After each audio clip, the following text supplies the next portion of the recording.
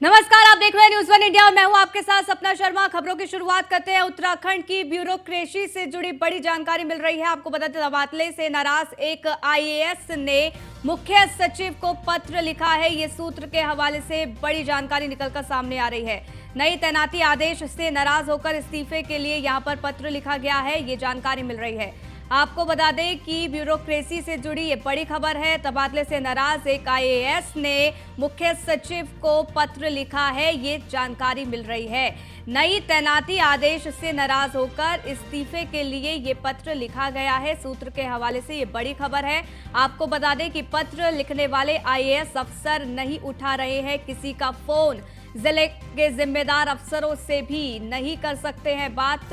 ये सूत्र के हवाले से खबर। नाराज आईएएस के इस्तीफे की कोई आधिकारिक पुष्टि फिलहाल नहीं हो सकी है, लेकिन सूत्र के हवाले से खबर ये मिल रही है कि नाराज यहां पर ये आईएएस है और इस्तीफे के लिए यहां पर पत्र लिखा गया है।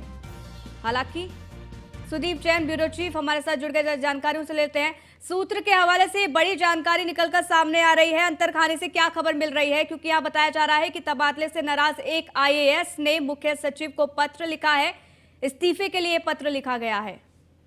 देखिए, गढ़वाल मंडल में तैनात एक आईएएस अफसर हैं जिनका बीते दिनों तबादला हुआ था और तबादले से नाराज होकर इन्होंने आज पत्र लिखा है।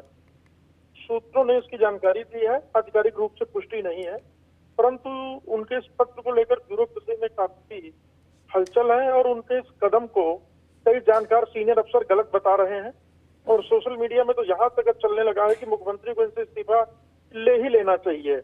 तो देखना दिलचस्प होगा कि आगे इस मोड़ पर मामला पहुंचता है, परंतु इस इस्तीफे के पीछे भले ही बैकग्राउंड तबादले का हो, परंतु ये शायद कुछ अपना अलग काम करना चाहते हैं, ऐसा सूत्र बताते हैं। तो देखना होगा शासन का सरकार पर इसका क्या निर्णय होता है और क्या सरकार का इस पर पक्ष आता है। ठीक, क्या होता है देखना होगा। आप नजर बनाए रखिएगा। सुदीप जी, जो भी जानकारी होगी हम तक पहुंचाना। फिलहाल के लिए बहुत बहुत शुक्रिया हमारे साथ जुड़ने के लिए, तमाम जानकारी हम तक साझा करने के लिए। उत्तराखंड के मुख्यमंत्री पुष्कर सिंह धामी दिल्ली दौरे पर हैं। सीएम धामी ने रविवार को पशुपालन एवं डेयरी मंत्री पुरुषोत्तम रूपाला से मुलाकात की। इस दौरान उन्होंने पशुधन बीमा की अवशेष धनराशि अवमुक्त करने, साथ ही उत्तराखंड में संचालित सचल पशु चिकित्सा वाहन की सेवाएं 35 विकास खंडों में भी उपलब्ध कराए जाने का अनुरोध किया है। ये तस्वीर भी आपको दिखा रहे हैं। केंद्रीय पशुपालन मंत्री से यहां सीएम पुष्कर सिंह धामी मिले हैं। कई ऐसे विषय जिसको लेकर चर्चा की गई है। पशुधन बीमा समेत कई मुद्दे जिस पर बात हुई, ये जानकारी है। और आपको बता दें कि अब क्या कुछ होता है ये देखना होगा, लेकिन कई मंत्रियों से भी सीएम पुष्कर सिंह धामी मुलाकात करने वाले हैं। लेकिन ये तस्वीर केंद्रीय पशुपालन मंत्री पुरुषोत्तम रूपाला, जिससे सीएम पुष्कर सिंह धामी मिले।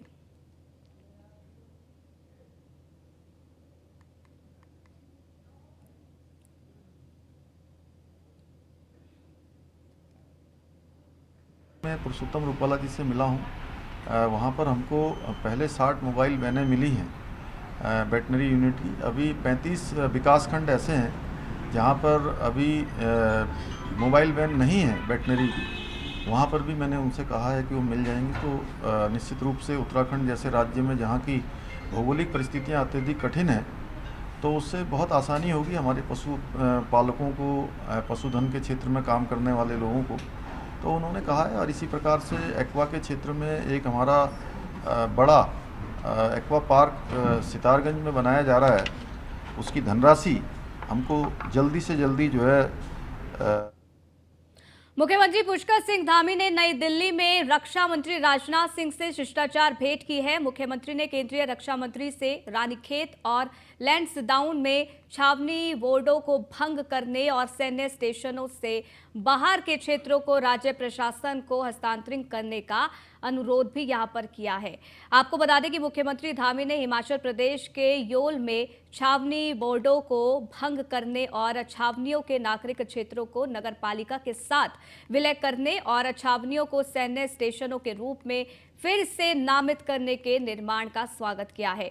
मुलाकात के दौरान सीएम धामी रुद्रप्रयाग में पूर्व सैनिकों एवं उनके आश्रितों हेतु ईसीएचएस केंद्र खोले जाने की संतुष्टि प्रदान करने के लिए रक्षा मंत्री का आभार भी व्यक्त किया।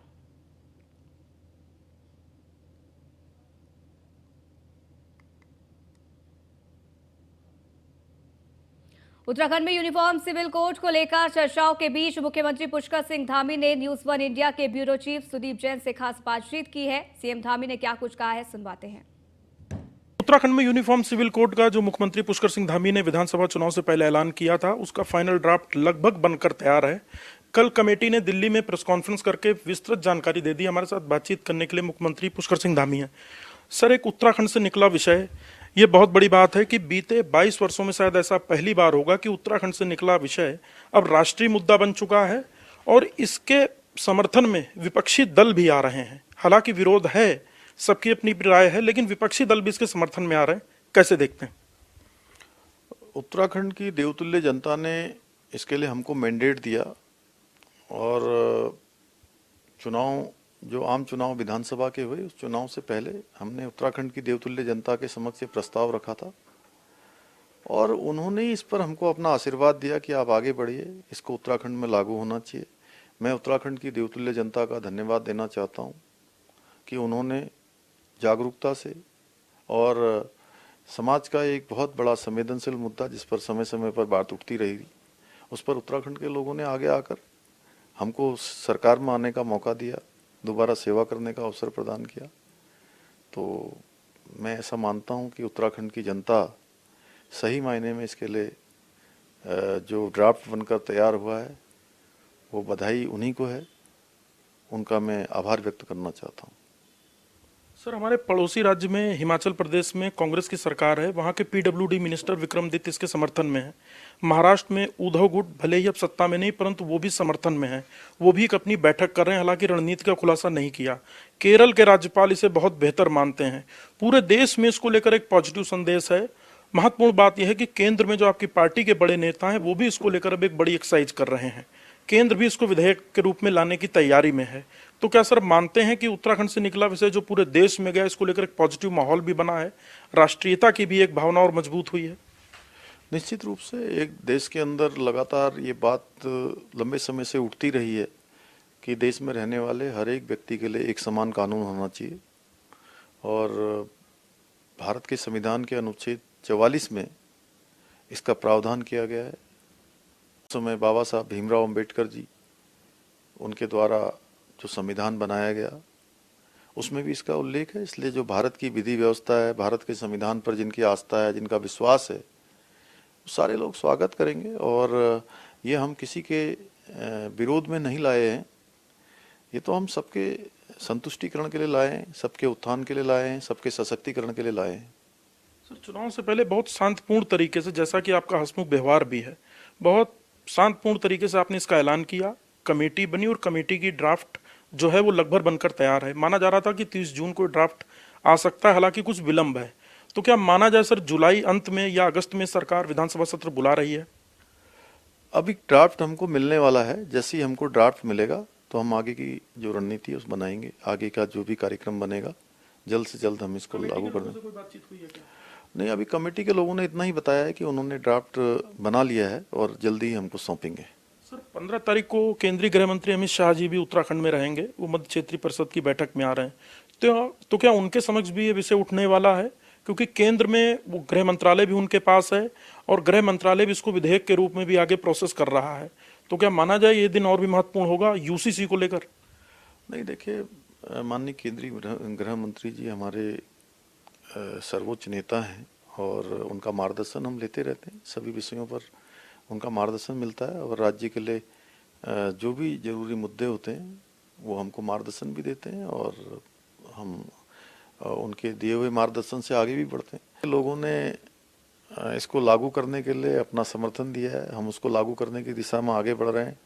ड्राफ्ट बनाने वालों ने 2,35,000 लोगों से सीधे सीधे बात की है, विद्वानों से बात की है, अनेकों धार्मिक संगठनों के, सामाजिक संगठनों के, स्टेक होल्डरों से, सभी से वार्ता करने के बाद ड्राफ्ट बनाया है। एक अच्छा ड्राफ्ट आएगा जो सबके सशक्तिकरण के लिए होगा, हर वर्ग के उत्थान के लिए होगा और हम उत्तराखंड में इसको लागू करेंगे। हम देश के अन्य राज्यों से भी सबसे अपेक्षा करेंगे कि जो हम उत्तराखंड में लागू कर रहे हैं वो सभी जगह लागू हो।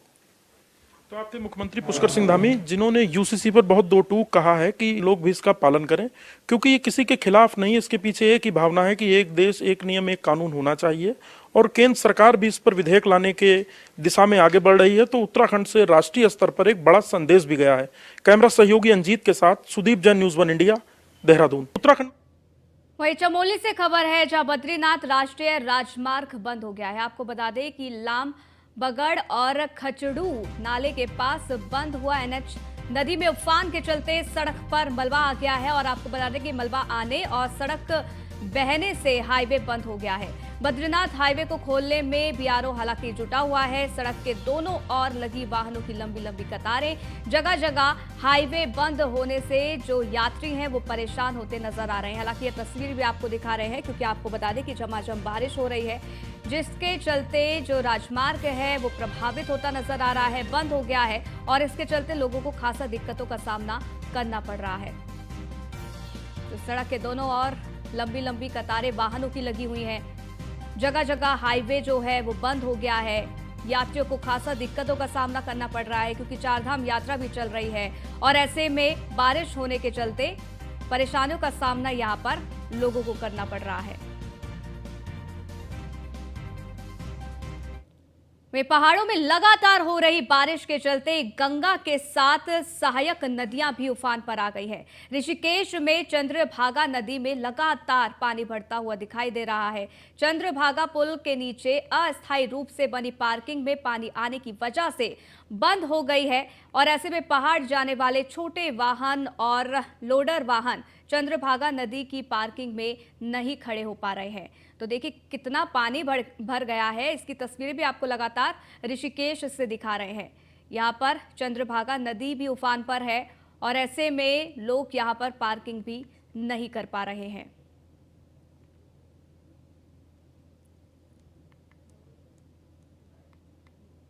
हमारे यहाँ पे अस्थायी पार्किंग है, और पानी आने के बाद हमें प्रशासन फिर कहता है यहाँ से हटो। हम फिर ऊपर जाते हैं तो प्रशासन द्वारा हमारा चालान कर दिया जाता है कि नो एंट्री में गाड़ी लगा रखे हो रोड पे। और हमें अभी तक कोई व्यवस्था नहीं किया गया है यहाँ पे चंद्रभागा पुल के नीचे। हम सरकार से अनुरोध करते हैं कि हमें अस्थायी पार्किंग देने की व्यवस्था करें, ताकि हम लोग सुख शांति से यहाँ अपना रोजी रोटी कमा सकें। कौन सी गाड़ियाँ खड़ी होती हैं? यहाँ छोटा हाथी है, पिकअप है, यमकेश्वर ब्लॉक के भी गाड़ियाँ हैं। हमारी छोटा हाथी है, कम से कम 30-40 गाड़ियाँ हमारी, और टेम्पू है जो गरीब लोग हम लोग चलाते हैं। वहीं हरिद्वार के जिलाधिकारी धीराज सिंह गर्ब्याल और एसएसपी अजय सिंह ने कांवड़ यात्रा के लिए वैकल्पिक मार्ग के रूप में हिल बाईपास का निरीक्षण किया है। और इस दौरान विभिन्न विभागों के अधिकारी भी मौजूद हैं। वहीं आपको बता दें कि दोनों अफसरों ने मार्ग में दिख रही कमियों को जल्द से जल्द दुरुस्त करने के लिए निर्देश भी दे दिए हैं। आपको ये बता दें कि कांवड़ यात्रा के दौरान दबाव बढ़ने पर वैकल्पिक मार्ग के रूप में हिल बाईपास का प्रयोग किया जाएगा।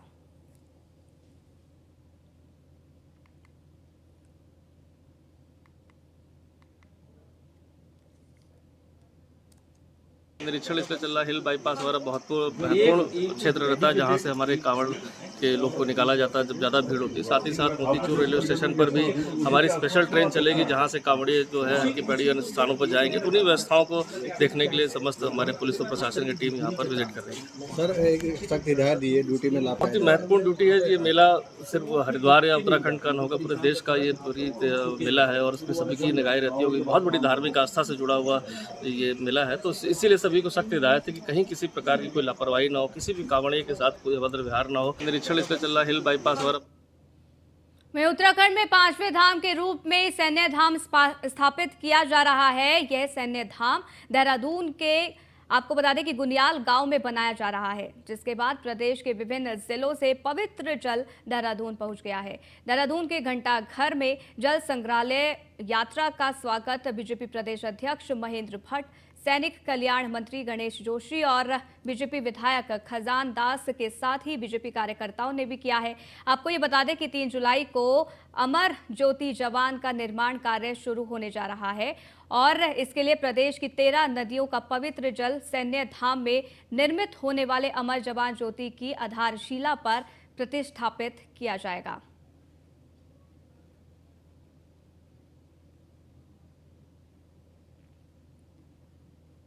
कार्यकाल में हम 1734 शहीद परिवारों के घर जाकर उनके आंगन की पवित्र मट्टी को लेकर हम यहाँ पर आए थे।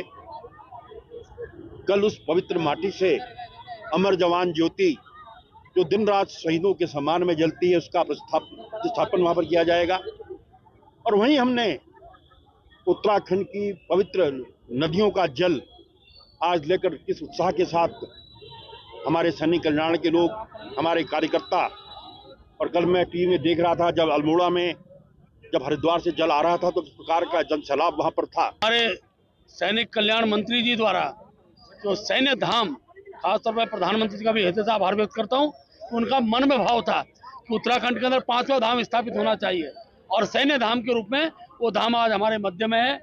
शहीद परिवारों के घर के आंगन की माटी और आज उत्तराखंड की सभी नदियों से आया हुआ पवित्र जल, उन सब के माध्यम से कल विधिवत रूप से सूर्य ज्योति वहां पर स्थापित होगी। बहुत बहुत धन्यवाद ज्ञापित करना चाहूंगा कि उन्होंने 5वां धाम स्थापित करने के लिए जो मुहिम छेड़ी थी वो आज पूरा हुआ। और इसी परिकल्पना के साथ जिस तरह से उत्तराखंड के पवित्र नदियों से जल एकत्रित करते हुए और शहीदों के आंगन की माटी को ला करके एक नया स्वरूप देने का काम। वहीं उत्तराखंड बीजेपी के द्वारा प्रदेश में चलाए जा रहे जनसंपर्क अभियान के तहत प्रत्येक बूथ और प्रत्येक घर में अपने पार्टी का संदेश पहुंचाना बीजेपी चाहती है। इसी के तहत कार्यकर्ताओं को तमाम जिम्मेदारियां दी गई है। बीजेपी के प्रदेश अध्यक्ष महेंद्र भट्ट का ये कहना है कि हमारा उद्देश्य हर घर तक और हर बूथ तक पहुंचना है। महेंद्र भट्ट ने यह भी कहा है कि पार्टी के पार्षद से लेकर सांसद तक ने जनप्रतिनिधि और अपने बूथ में हर घर तक पहुंचना है। इसके अलावा मंडल स्तर से लेकर प्रदेश स्तर के पदाधिकारियों को भी इसी तरह से हर घर पहुंचना है। उन्होंने कहा कि 7 जुलाई को दिल्ली में बैठक होगी और उस बैठक के दौरान उत्तराखंड में चलाए गए जनसंपर्क अभियान पर विशेष तौर पर चर्चा की जाएगी। पार्टी के नेताओं को जिम्मेदारियां देने और मंत्रिमंडल विस्तार सहित अन्य मुद्दों पर महेंद्र भट्ट ने ये कहा है कि हमारी पार्टी में परिवर्तन शब्द नहीं होता है। पार्टी के कार्यकर्ताओं को उनकी योग्यता के अनुसार उनकी उपयोगिता तय की जाती है। महासंपर्क अभियान अब हमारे अंतिम चरणों में 30 तारीख तक था, लेकिन उत्तराखंड में हमने इसे 5 जुलाई तक इसको बढ़ाया है। अभी हमने विधानसभा में 75 विशिष्ट जनों से संपर्क का विषय था, उसमें लगभग 85% से ज़्यादा हमारा कार्य पूर्ण हुआ है। कुछ चीज़ें छूट रही थी मौसम की परिस्थितियों को ध्यान में रखते हुए, इसलिए हमारा 100% विशेष जनसंपर्क अभियान हमारा पूर्ण हो जाए। उसका प्रत्येक बूथ के हर घर तक हमारा संदेश जाए, केंद्र सरकार की उपलब्धियों का पत्रक जाए, हमारे राज्य सरकार की उपलब्धियों का पत्रक, इस विषय को लेकर हमने 5 तारीख तक कार्यक्रम बढ़ाया है। और अपने प्रत्येक जनप्रतिनिधि को नगर पालिका के सभासद से लेकर MP तक सबको अपने बूथ पर अनिवार्य रूप से महासंपर्क अभियान में जाना है। कांग्रेस की प्रदेश प्रवक्ता गरिमा दसौनी ने यूसीसी के मुद्दे को लेकर मुख्यमंत्री धामी पर तंज कसा है। गरिमा का कहना है कि 20 जुलाई से संसद का बजट सत्र शुरू होने जा रहा है। कयास लगाए जा रहे हैं कि इस सत्र के दौरान यूनिफॉर्म सिविल कोड का बिल केंद्र सरकार द्वारा लाया जा सकता है और अगर बिल पास होता है तो आर्टिकल 254 के तहत केंद्र की तरफ से लागू किए गए कानून के बाद राज्य के कानून निष्प्रभावी हो जाते हैं। ऐसे में उत्तराखंड में जिस यूसीसी को लागू करने की बात कही जा रही है उसका कोई मतलब ही नहीं रह जाएगा।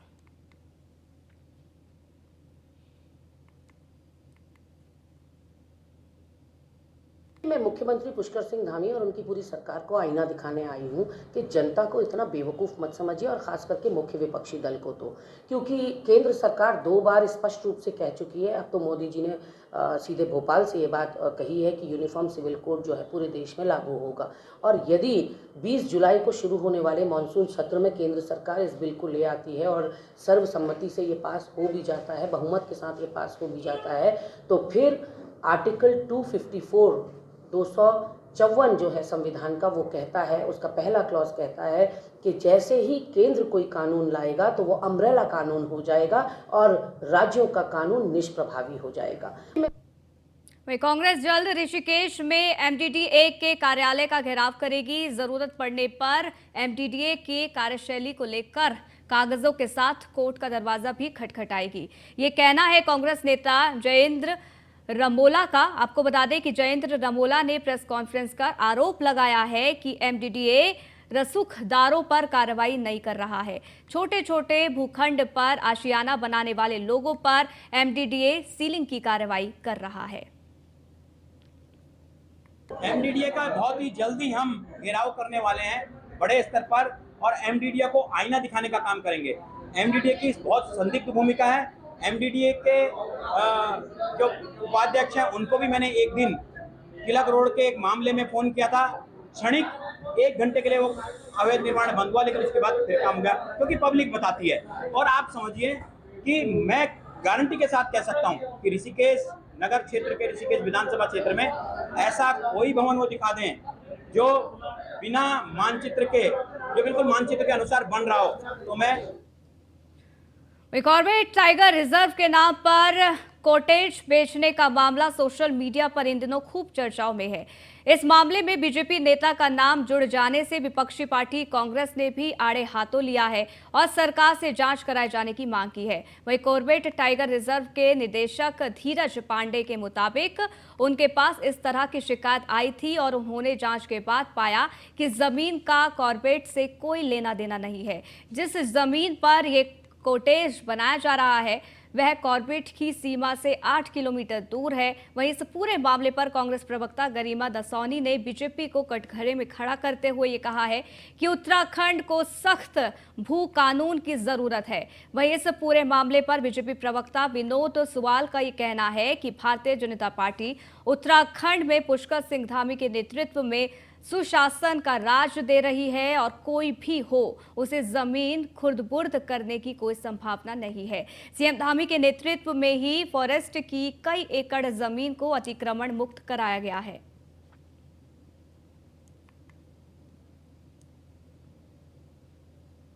पर बहुत ही संवेदनशील होते हुए सरकार से निवेदन किया है कि जिम कॉर्बेट, बाकी भूमियों से हमारा मतलब नहीं है, जिम कॉर्बेट के अंदर जो 18 कॉटेज बनाए जा रहे हैं इसकी जांच की जाए, क्योंकि ये फ्लोरा, फौना और हमारे पर्यावरण को नुकसान पहुंचाने वाला हो सकता है।